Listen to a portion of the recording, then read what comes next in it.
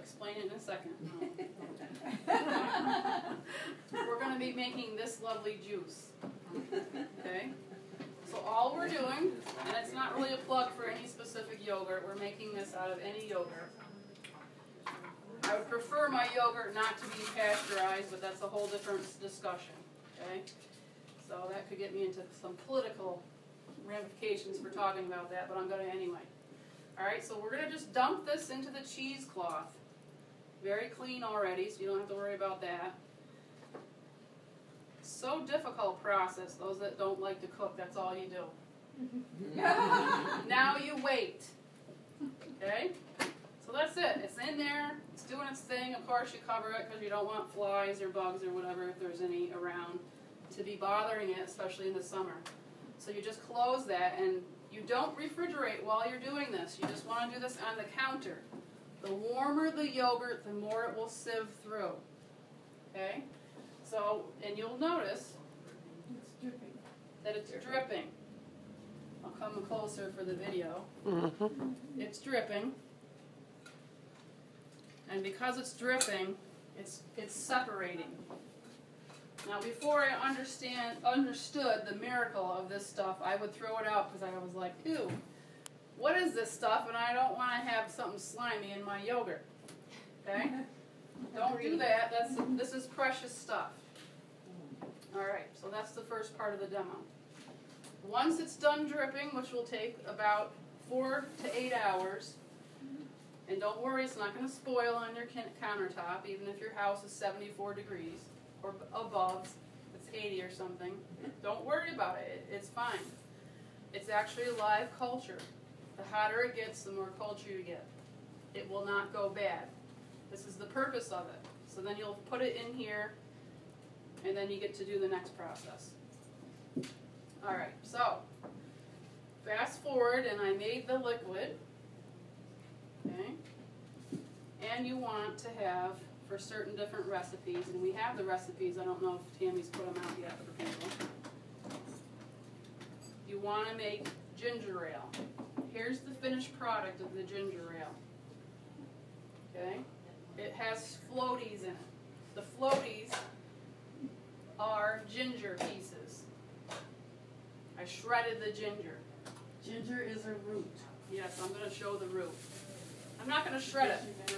Okay, wait, stop, back up. I'm lost. Okay, we made the I don't know liquid. if I have brain fog or what. Alright, you might, but I'm probably going too far. Okay? I made the liquid out of this process. Yes. That's got the it. liquid that's dripping out. Got Yes. it. Okay, Right. I'm with you now. It can last up to 6 months in your refrigerator, so you don't have to do the next part immediately. Okay. It's good. It's good to go for a while. I'm just missing where we went from there to ginger ale. Alright, well, ginger ale is a process that was made using this. Okay, that's all I need to know. Okay, awesome. Good question, Terry. Thank you. So what we would do is we would shred the ginger. I peeled it, and I shredded it, and I placed it in here. Now you need about 1/4 cup. Just into straight Y. Just into, not yet. We're just putting the ginger in there. Then we would take the lemons, in this case lemons, you can also do lime. I like lemon flavor better than I do lime, so I choose to do this. And you would just hand squeeze it. Don't worry about the seeds because they'll come out. And you would do all that. How many lemons? 1/2 cup of liquid, however many it takes. okay. So small lemons, you need more. 1/2 cup of Lemon juice. And how much? Whey, Whey. it's on the recipe. I'll show it to you. Oh, I see. I'm only doing the harder parts to demo. I hate to squeeze lemon, but I don't know if anybody's with me on that. Yeah. Good. I'm not the only one.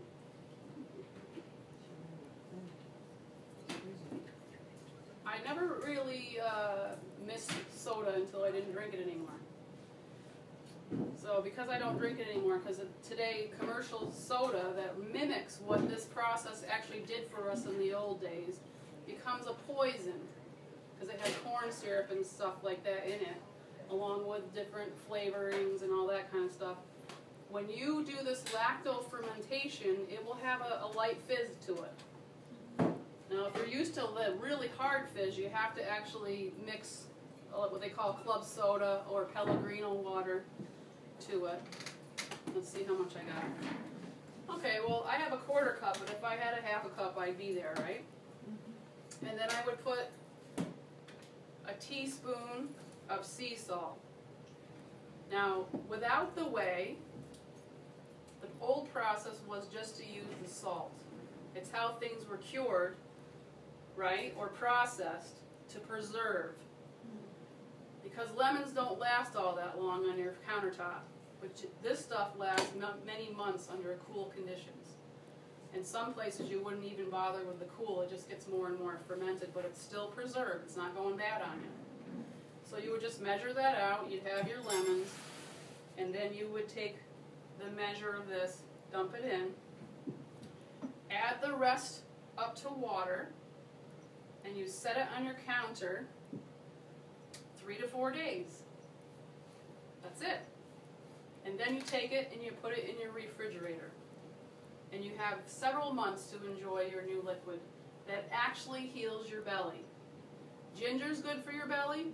Fermented ginger, I think, probably will outperform that. And not only that, but you have a built-in, what they call probiotic. Today everybody talks about probiotics. You gotta eat your yogurt after antibiotics, that kind of stuff. That is why you do. Because your gut needs that to process food.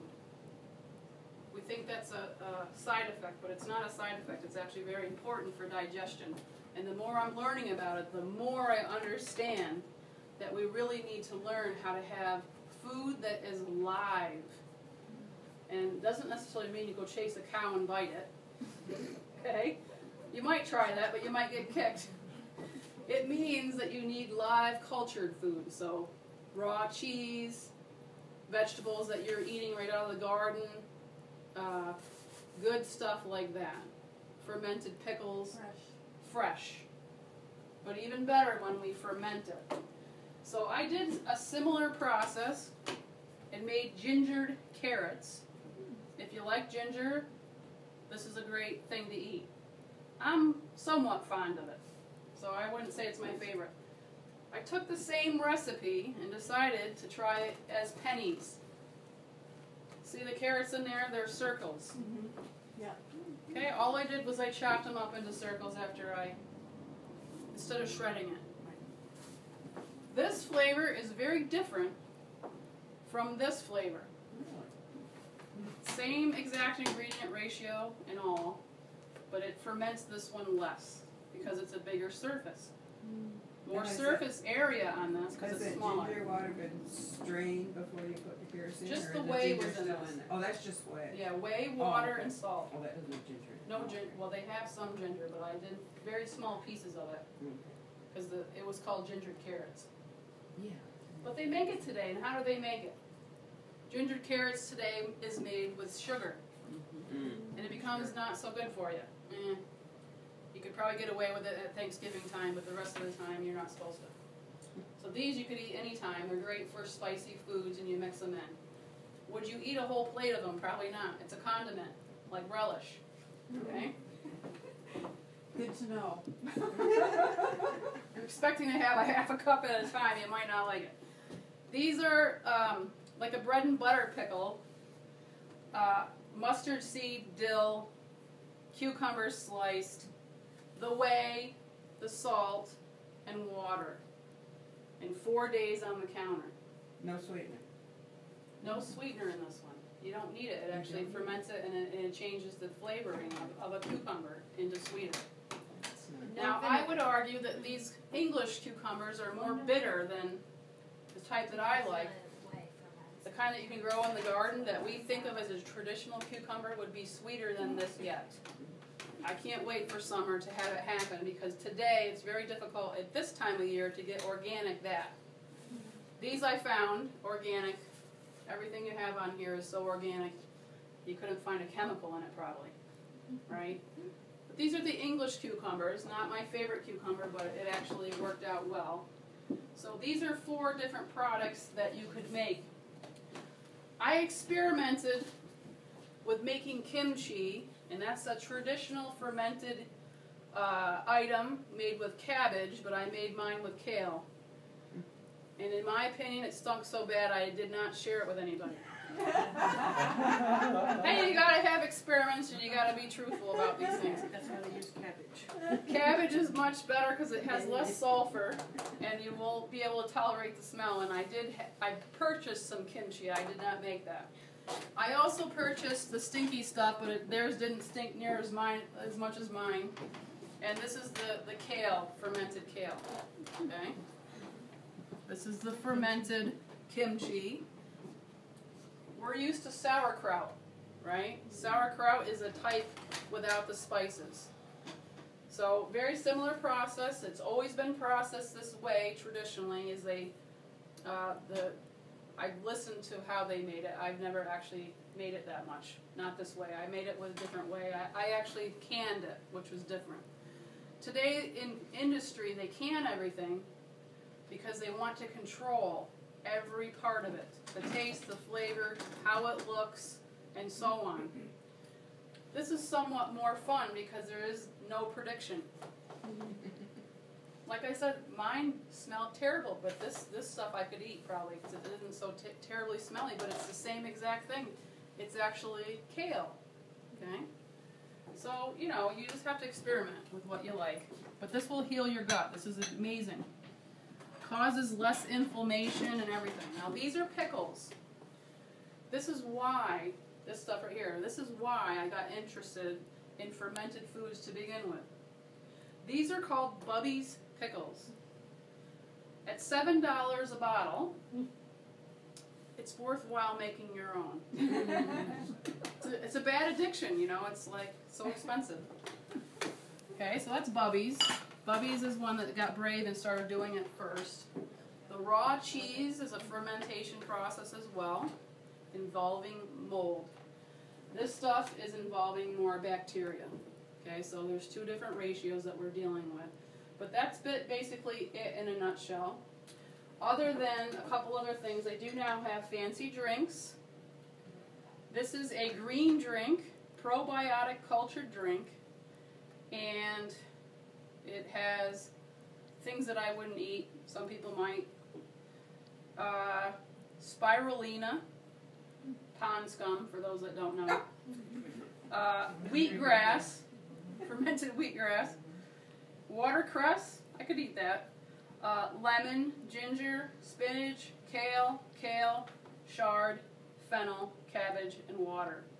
All that in this jar. This is currently my favorite thing to have. This is called crevasse. This is beets. Now, I was never fond of beets in any form when I was a kid, but I love them now. Okay? This is cultured beets. You don't actually end up eating the beet. It's only the juice. So we can have a whole class on that if you'd like, but that's cultured beet. And then my husband's favorite, cosmic cranberry. Is it kombucha or kombucha? I don't know. Kombucha. That's how I've heard C-O-M-B-U-C-H-A. Kombucha. It's modeled after, I believe, a Japanese drink, and they added, from the fermented tea process, cranberry to it. And it tastes delicious, but it's